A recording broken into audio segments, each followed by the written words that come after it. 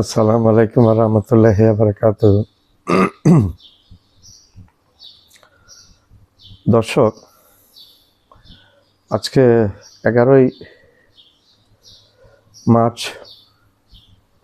ভোর 5:47:50 বুধবার। আপনার সামনে দুটি কথা বলার জন্য আমি বসছি, আবার হাজির হয়েছি। আশা করি আপনাদের ভালো লাগবে।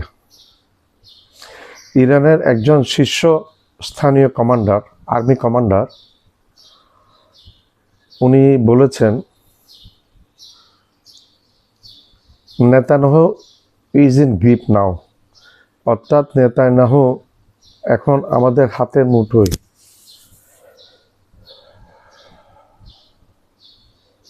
ওনার এই কথাটা কিন্তু ফেলে দেওয়ার মতো জিনিস না।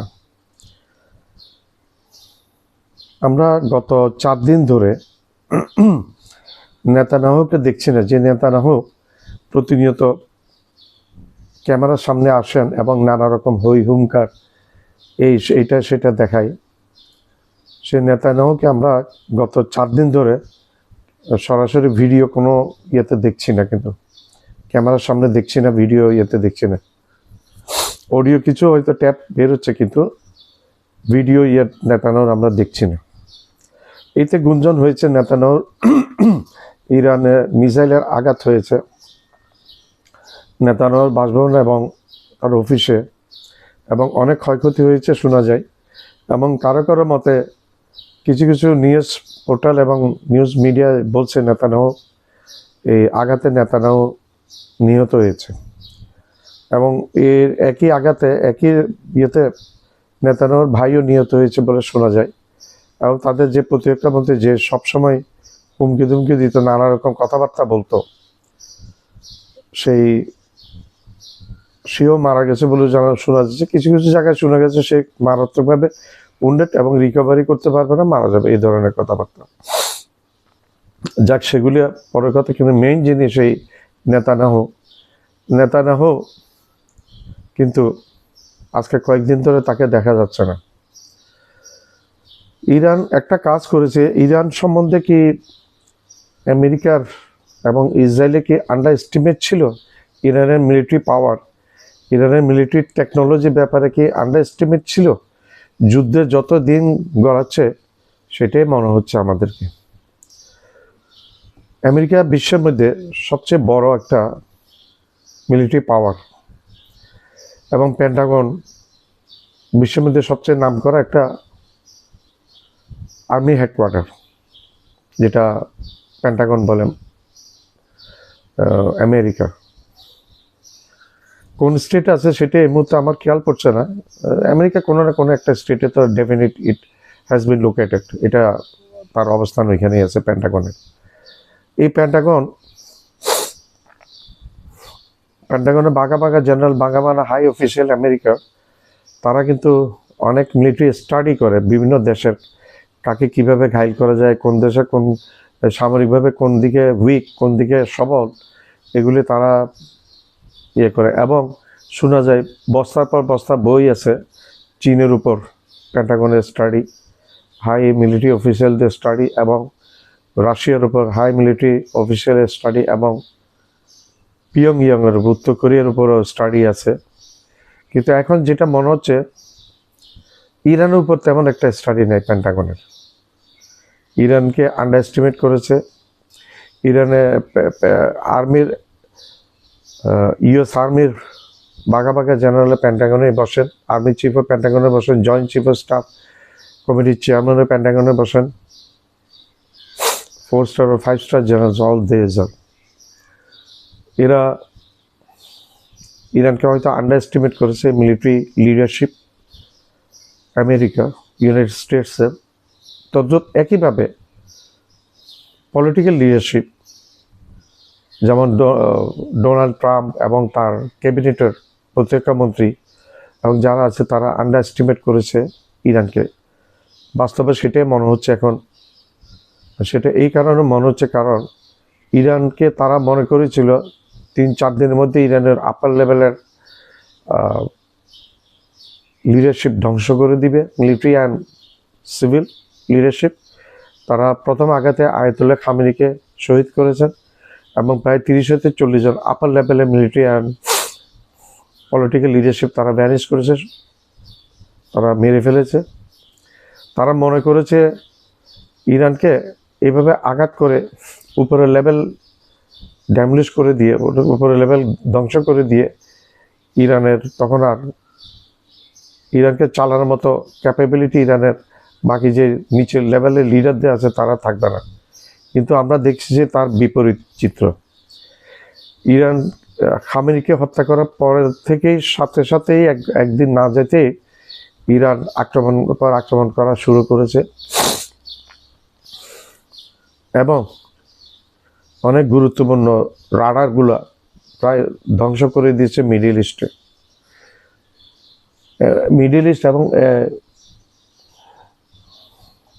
আশেপাশে যে ইউএস রাডার, সে রাডার কোনোটাই এখন আর নিখুঁত নাই, এগুলো সবগুলো ধ্বংসপ্রাপ্ত ইরানের মিসাইল আঘাতে। আরেকটা কথা বলার প্রসঙ্গে আমি বলতে হয়, ইরানের যে মিসাইল তারা প্রথম ব্যবহার করেছে অনেক পুরনো আমলের মিসাইল ব্যবহার করেছে। যত দিন যাচ্ছে তারা মোস্ট ওয়ার্ল্ড ইকুইপড টেকনোলজি সংক্রান্ত মিসাইল তারা এখন আস্তে আস্তে ব্যবহার করছে। ইরান বলছো যে আমরা মানদ তামাল দিয়ে এতদিন চালিয়েছি, সামনে যেগুলো আসবে সেগুলো দুনিয়া হয়তো প্রথম দেখবে। আমরা ক্লাস্টার মিসাইল দেখেছি কীরকম বিধ্বংসী।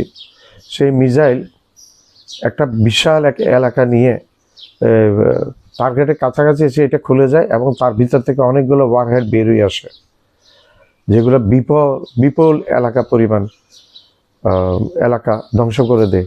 প্রসঙ্গত উল্লেখ করা যাচ্ছে যে ইরানের আগে যে মিসাইলগুলো ব্যবহার করতো সেটা 3 কিলোমিটার এরিয়া রেডিয়াস ডায়া নিয়ে এটা ধ্বংসপ্রাপ্ত করতো। এখন বর্তমানে যে মিসাইলগুলো ব্যবহার করছে এটা নাকি 9 কিলোমিটার ডায়া নিয়ে ধ্বংসযজ্ঞ চালাচ্ছে এবং সেটা আমরা দেখতেও পাচ্ছি।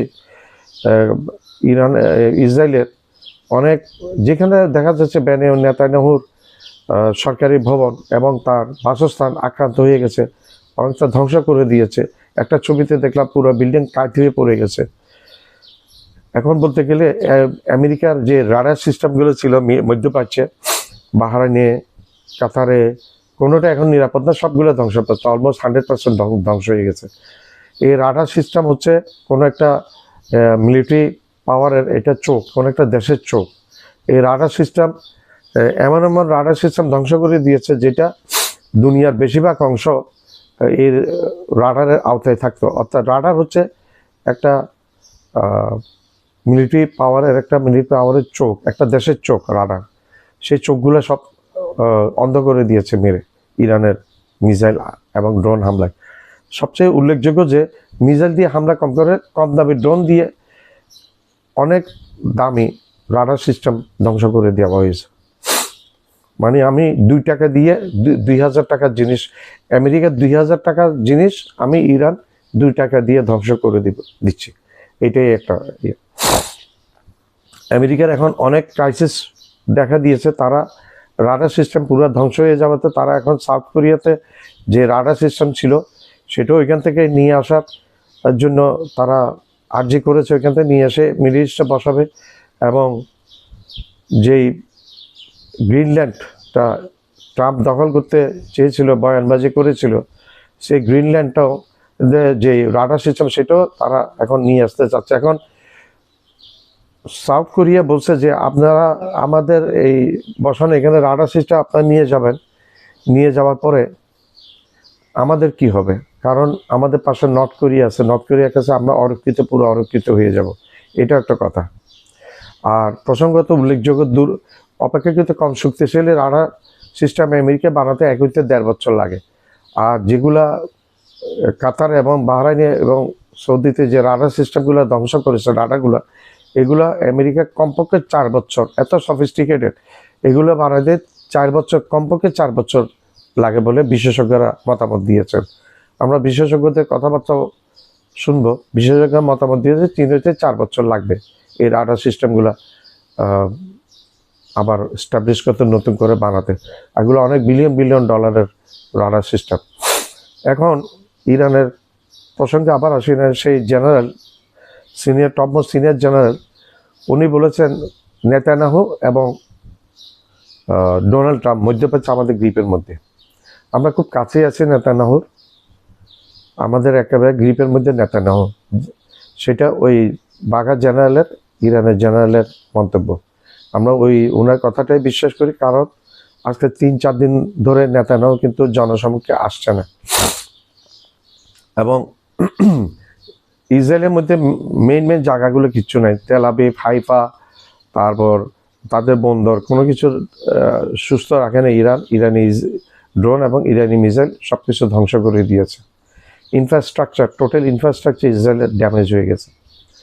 এখন নেতানিয়াহু ইচ্ছা করলে বের হয়ে আসতে পারে না, হয়তো বাংকারে লুকিয়ে থাকতে হবে, নাইলে কোনো অজানা স্তরে লুকিয়ে থাকতে হবে। কিন্তু ইরানি জেনারেলের দাবি ইরানের গ্রিপের মধ্যে নেতানিয়াহু, ইরানের গ্রিপের মধ্যে, ইরানের নজরদারির ভিতরে নেতানিয়াহু এখন অনেকটা বন্দির মতো। এবং এটা বলছে যে নেতানিয়াহু এন্ড ডোনাল্ড ট্রাম্প আর both are in grip in Middle East. ইরানি গ্রিপের মধ্যে আছে এই নেতানিয়াহু যেহেতু ইয়েতে, এখন নেতানিয়াহুকে দিয়ে ধোঁয়াশা সৃষ্টি হয়েছে এবং নানা রকম কথার উদ্ভব হয়েছে। সেটা হচ্ছে আমেরিকাও এখন চিন্তায় পড়ে গেছে নেতানিয়াহু আসলে কোথায় আছে, কারণ আমেরিকা এখন পুরোপুরি জানতে পারছে না, কারণ অন্ধ হয়ে গেছে তাদের পুরা রাডার সিস্টেমগুলো ধ্বংস হয়ে যাওয়াতে আমেরিকা পুরোপুরি এখন অন্ধ হয়ে গেছে, তাদের কাছে এখন তারা জানে না কোথায়, কারণ এই রাডার সিস্টেম এগুলো স্যাটেলাইটের মাধ্যমে তড়িৎ খবর পাঠায় আমেরিকাতে এবং আমেরিকা থেকে আসে ইয়েগুলা। তো যেটা দেখতে পাচ্ছি, ইরানকে আমেরিকা ইসরায়েল খুব আন্ডার এস্টিমেট করেছিল, যার মাসুল এখন দিতে হচ্ছে। ওই যে একটু আগে বললাম পেন্টাগনে স্টাডি লাইব্রেরি পর লাইব্রেরি আছে পুতিনকে নিয়ে, রাশিয়াকে নিয়ে, লাইব্রেরি পর লাইব্রেরি আছে শি জিনপিং চীনের প্রেসিডেন্টকে নিয়ে এবং চীনকে নিয়ে, এবং লাইব্রেরি পর লাইব্রেরি আছে উত্তর কোরিয়াকে নিয়ে এবং তার নেতা কিম জং উনকে নিয়ে। সেরকম কোনো কিছু আছে বলে মনে হয় না, থাকলে আজকে এরকম পরিণতি হইতো না। এইভাবে অপরিপক্কতার সাথে ইরানকে আক্রমণ করতো না আমেরিকা এবং ইসরায়েল। এখন আমেরিকা পুতিনের সাথে আলাপ করেছে, শোনা যায় আলাপ করেছে যে এই যুদ্ধ, পুতিনের দ্বারস্থ হয়েছে ট্রাম্প, বড় বড় লেকচার মেরেছিল এই ট্রাম্প। এখন পুতিনের দ্বারস্থ হয়েছে যুদ্ধটা বন্ধ করার জন্য। এবং শুধু এটা না, ইউক্রেন যুদ্ধ, এই ইউক্রেন যুদ্ধটা লাগিয়েছিল বাইডেন। এই দুনিয়াতে যদি দুষ্ট নাতের গুরু থাকে, আমি 1 নম্বর দিব হোয়াইট হাউসে বসায় আমেরিকার প্রেসিডেন্ট ডোনাল্ড ট্রাম্প, 2 নম্বর হচ্ছে নেতানিয়াহু, 3 নম্বর হচ্ছে আমাদের প্রতিবেশী নরেন্দ্র মোদী। এই তিনটার মধ্যে এত যে খারাপ চাল, এত যে খারাপ কথাবার্তা চলে এই তিনটার মধ্যে, সেটা বলার অপেক্ষা রাখে না। আমরা অনেকটা দেখছি, আমরা ইরান জিতেছি এটা বলবো না, ইরান হেরেছে এটা বলবো না, কিন্তু ইসরায়েলের অবস্থা 12টা বাজিয়ে দিয়েছে, যার কারণে এখন পুতিনের দ্বারস্থ হয়েছে ট্রাম্প এই যুদ্ধ বন্ধ করার জন্য। এই যুদ্ধ কিভাবে বন্ধ করে, এখন ইরানি জেনারেল, ইরানের রাষ্ট্রদূত, ভারতের যে ইরানের রাষ্ট্রদূত, উনি একটা বয়ান দিয়েছেন গত কালকে না পরশু। উনি বলেছেন যে ইরান যুদ্ধ শুরু করেছে, এটা ইরানের ভিতর থেকেও বলা হয়েছে যে যুদ্ধ শুরু করেছে আমেরিকা এবং ইসরায়েল, যুদ্ধ বন্ধ করার দায়িত্ব ইরানের। ইরান নিজের, যখন ইরান মনে করবে যুদ্ধ বন্ধ করার সময় হয়েছে তখন বন্ধ করবে। এখন যেটা আমরা দেখতে পাচ্ছি, ইরান ইসরায়েলকে আরো তাবা করে দেবে, একেবারে শেষ করে দেবে, দুনিয়ার শেষ প্রান্তে নিয়ে যাবে যুদ্ধ বন্ধ করার আগে, যেন আর উঠে দাঁড়াতে না পারে। আসলে এই ইহুদি শক্তিটা, এটা আমেরিকার একটা কনস্পিরেসির ফল। প্যালেস্টাইনে এদেরকে সামান্য জায়গা নিয়ে আরবিরা বদান্যতা দেখেছে, যখন হিটলার ইহুদিদেরকে, পুরো ইহুদি সম্প্রদায়কে মেরে ফেলেছে, কিছু রেখে দিয়েছে, এবং হিটলার এটাও বলেছে আমি সামান্য কিছু ইহুদি রেখে দিয়েছি পরবর্তী জেনারেশন বোঝার জন্য, আমি এত ইহুদি কেন মেরে ফেলেছি, নাহলে আমাকে দোষ দিবে, আমি সব মেরে ফেললে তখন বলবো যে আমি এত ইহুদি মেরে ফেলেছি বিনা কারণে। এখন আমি রেখে যাচ্ছে যেন ইসরায়েল, এই সারা দুনিয়া বুঝতে পারে ইহুদিরা কি জাত। কিন্তু সারা দুনিয়া কিন্তু হারে হারে টের পাচ্ছে ইহুদিরা কি জাত। Netanyahu already is in grip of Iran. Iran's senior general already disclosed this matter. আর নেতানিয়াহু বের হচ্ছে না। এই দুইটা কথার মধ্যে আমরা সামঞ্জস্যটা পাচ্ছি নেতানিয়াহু কেন বের হচ্ছে না। নেতানিয়াহু যদি মারা না গিয়েও থাকে, নেতানিয়াহু এখন ভয়ে ইন্দুরের গর্ত থেকে বের হচ্ছে না নিজের যান বাঁচানোর জন্য। এত হুঙ্কার দিয়েছিল সেই নেতানিয়াহু, আজকে সে দেখা দিচ্ছে না 3-4 দিন ধরে। দেখা যাক ভবিষ্যৎ আল্লাহ কি করে। আমার চ্যানেলটা লাইক করবেন, শেয়ার করবেন, সাবস্ক্রাইব করবেন, বেল আইকনটা প্রেস করবেন। সাবস্ক্রাইব করতে ভুলবেন না।